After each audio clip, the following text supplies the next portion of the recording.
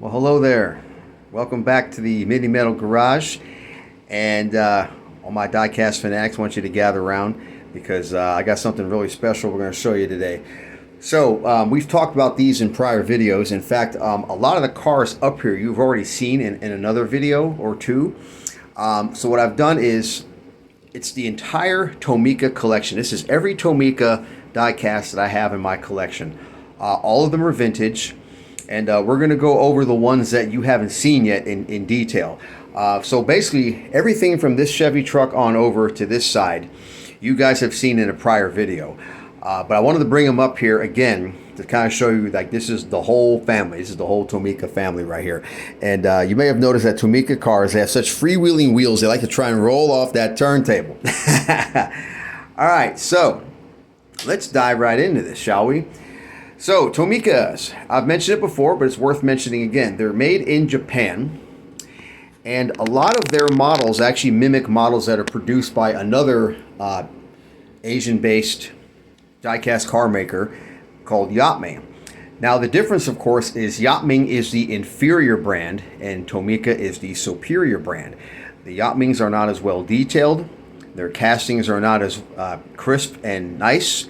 Their paint is not as good. Their overall build quality is not as good. In fact, I have already shown you in several ways how just frankly deplorable the Yatmings can be. So today we're going to look at just the beautiful, high quality, precision crafted perfection, if you can call it that. That is the Tomicas. Because, you know, even these can have flaws sometimes too. But they're very minor and a lot of times not even noticeable. All right, so let's start with the two Bustleback Cadillac Sevilles I have on the turntable from 1980. And yeah, this one really does want to escape off here. This is the one with the bad wheel. No, this is the one with the good wheel. That's why it wants to escape. So I have two of these because here's what happened. This is the one that I purchased myself from an eBay seller. And this one did not come in a blister pack. Believe it or not, this is a very solid, well-preserved car. This body style of Seville, when it was released in 1980, it would have been, you know, unveiled in the fall of 1979. It was a very polarizing design because there was no middle ground with this. People either loved it or they hated it. So people have asked, well, why did General Motors do this styling? Well, this was the brainchild of one of their designers named Wayne Cady. And Wayne Cady was trying to evoke the cars of the 1930s and the 1940s that had that kind of little bustle type boot trunk and a long hood. And so that's where this body style of Seville came from. It was from that thought process. It was supposed to be kind of like a modern rendition of that. And as I said, people either loved it or they hated it. The people who hated it, it was probably the last Seville they ever bought was the 1979 vintage. And the people who loved it, they bought these in probably droves because they sold quite a few of these. There's old Tomica right there. It was this was also the year that they switched to a front-wheel drive instead of a rear-wheel drive. You may recall the Seville that came on the previous generation to this was actually built on the N-car architecture, which was underpinning cars like the Nova and the Phoenix and the Omega, and also the Skylark. So the second one, this is the one that has the kind of funny, messed up wheel on it. It's a little bit bent and tweaked and everything. So how I got this second one was I bought some Hot Wheels off this gentleman who lives up in Ohio, and he's a really nice guy, and what he likes to do is he used to refund me my excess shipping in cash. I'd open up my box and the first thing I'd see is cash in there. Then he'd always throw in a bonus car, and one time he threw in this as a bonus car, and I was like, man, Jim, that was a really nice thing of you to do because, I mean, I already had one, but my gosh, it's almost mint, except for the kind of slightly screwy wheel that it's got. That's the only thing wrong with it. You can see the paint is perfect, you know? And as per Tomica, they've always got very fine details. Everything is replicated absolutely beautifully. And yes, Yatming did make a version of this car, and their version, frankly, sucked. I'm going to be blunt there. All right, let's take a look at some other nice ones we got. We're looking at some American cars first. Let's keep on that subject. So, how many of you Gen Xers remember one of these? Or hey, maybe you even owned one. I don't know. So this is a Mustang II. that they do, and this is not just any Mustang 2. This is a Mustang 2 Ghia, okay? And this would have been almost like a baby personal luxury car. If you couldn't afford a Mark IV or a Cougar, this is the car you would buy. A little Mustang 2 Ghia. These came with a plush interior, some power features, and also the ubiquitous 1970s opera window right there, okay? And I thought to myself, you know, Tomica, give them a lot of credit for doing non-mainstream models. I love the fact that they made a Mustang 2 Ghia instead of like a, you know, the more performance-oriented Cobra version or something like that. So this is actually pretty nicely done. Everything from the tail lamps, you know, they even put the armrest in the door panel there. Oh yeah, don't let me forget this. Suspension. Every Tomica has a suspension. It's really nice. You can see they did a really nice job. That's exactly what the seats would look like in the Ghia. It had like almost like a quilted pattern. And these could have everything from a 2.3 liter 4-cylinder on up to a 302 V8. There was a Cologne-built V6, but I think by this point in time they discontinued. I think this is actually a 1978 model, if I'm not mistaken. Yeah, it says 1978 Tomica. So 78 would have been the final year for the Mustang 2. And then after that, they came out with the much more better built and popular Fox body Mustang. But yeah, this is actually a very commendable effort of a often overlooked and sometimes unloved Mustang. But you know what? This Mustang does deserve a little bit of credit because this is what got Ford through the gas crisis years and the bad years when, you know, pony car demand just went right into the dumper. So this got them through that kind of lean period of time. All right, let's take a look at another great American car. And this one is a real beauty. Talk about another excellent example of a non-mainstream model. So in 1971, General Motors redid what was called their E-bodies. So that was the Toronado and the Cadillac Eldorado because they shared a lot of architecture with each other. And this here would have been a final year issue 1978 Toronado. And the final 2 years that Oldsmobile built a Toronado, they came out with a specialty model called the XS. And how you could identify an XS was they had this special wraparound rear glass that was hot wire bent. General Motors was like the pioneer of that. They had a lot of hot wire bent glass in cars. The 77 through 79 Caprice two-door was another example of a car that had hot wire bent glass. But anyways, this is actually a version they only built 2 of. This is an XSR, okay? The regular XS model that was released for public consumption, it just had a sunroof. It did not have these T-tops. So here's the story. There are only 2 T-top cars in existence. So what you're looking at here is Tomica's rendition of basically a concept car.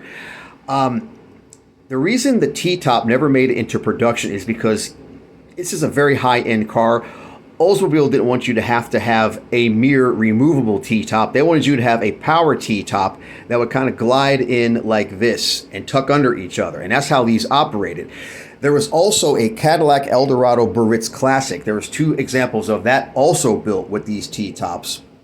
But as I said, they never made it to production because of cost and reliability issues that they feared would create problems for them, create all kinds of recall nightmares and things like that. So we get to enjoy the Toronado XSR with T-tops in a miniature form here.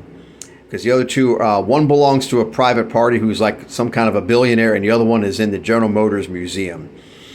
But this is a really nicely done model. It has a pearlescent white paint, which for back in 1978 would have been very rare and almost unheard of.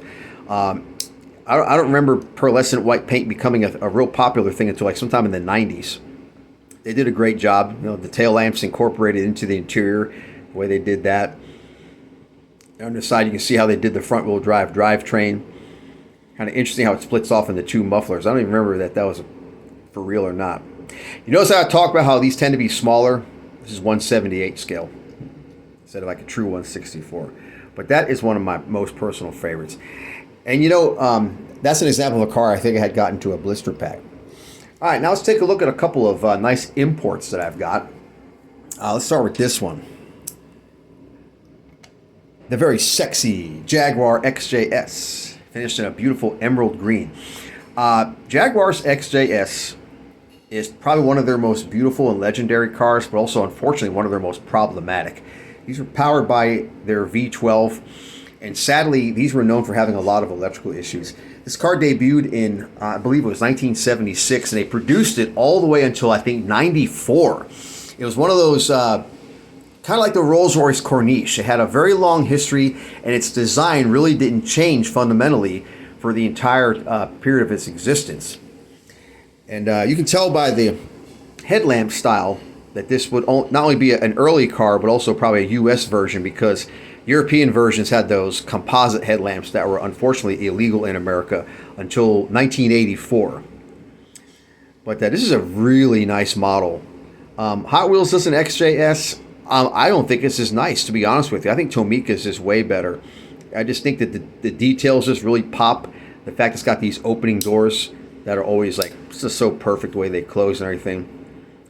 It's got that nice contrasting beige tan interior. Little suspension. Yeah. Yep, see, 1976, that would have been like an inaugural year. But yeah, the XJS, what a gorgeous, but unfortunately very troubled car. But nice to have a miniature, because guess what? Don't cost you no money to operate a miniature. All right, let's take a look at another legend.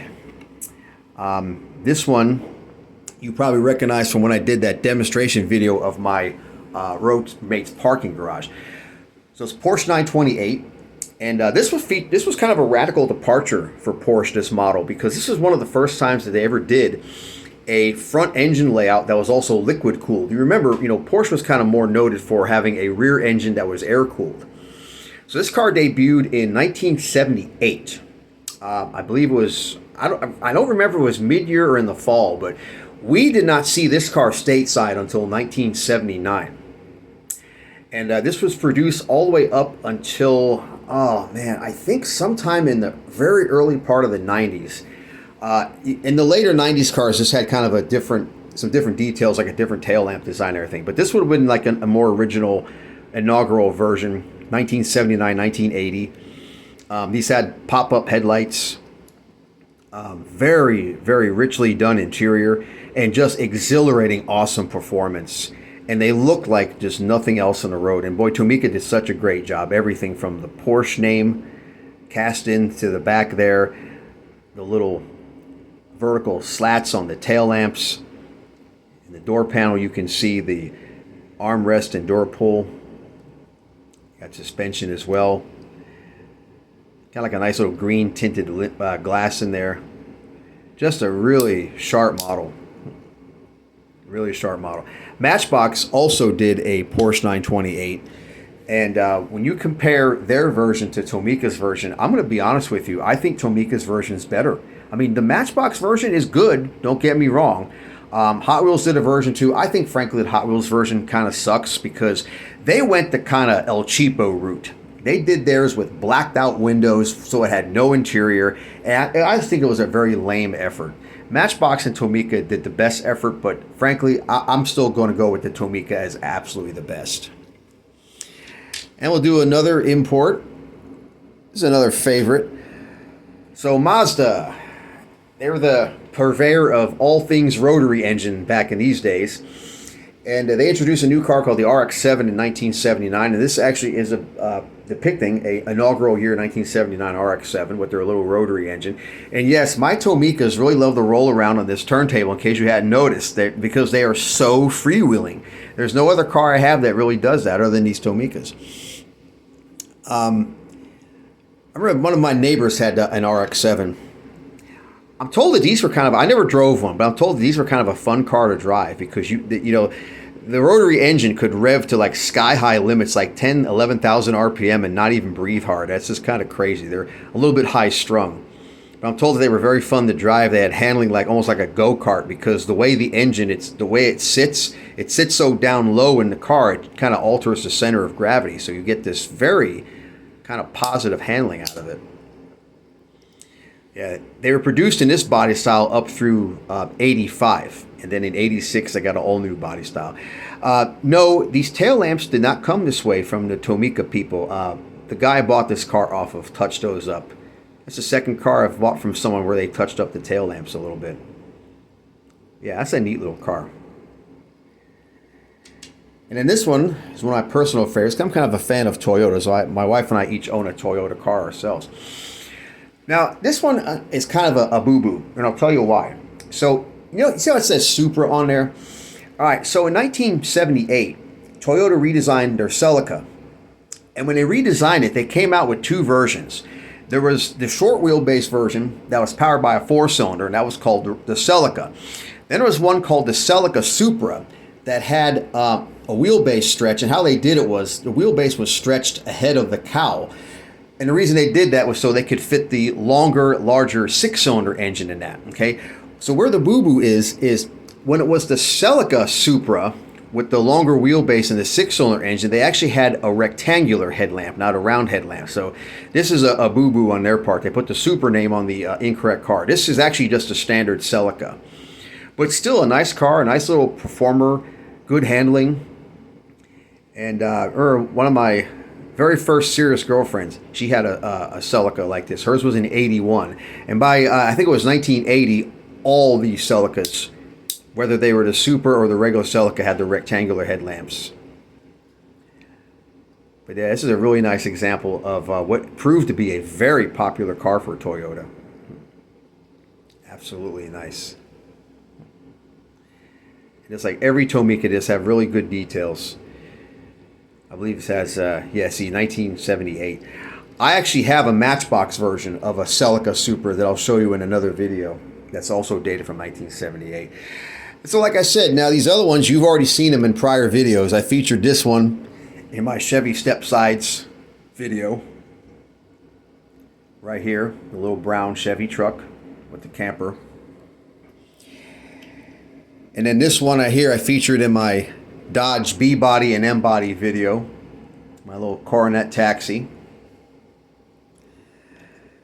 So you can go back through the videos and check these out. This was featured in my Rolls-Royce video.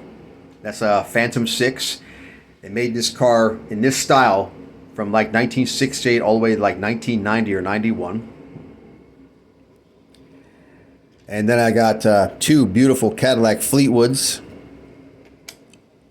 One in rose quartz, one in beautiful blue there. I featured them in their own video, Cadillac Fleetwood Bromes. Because I also had some Yachtming versions I included in that same video. And then I've got twins of the Lincoln Mark IV that I featured in another video. That featured my other Lincoln Mark IVs I have from Yachtming and also Xylemex. And I have another Lincoln Mark IV, and you saw this in another prior video where I showed it off with my big one. That's a Japan market only Mark IV that I came into relatively recently. And so that's it, folks. That's the entire Tomica collection. Hope you all enjoyed that, and I'm glad you guys are enjoying the the content, and I appreciate your comments. That's what I meant to say. All right. So, with that being said, thank you all again. Have a wonderful day, and we will see you in the next video. Take care.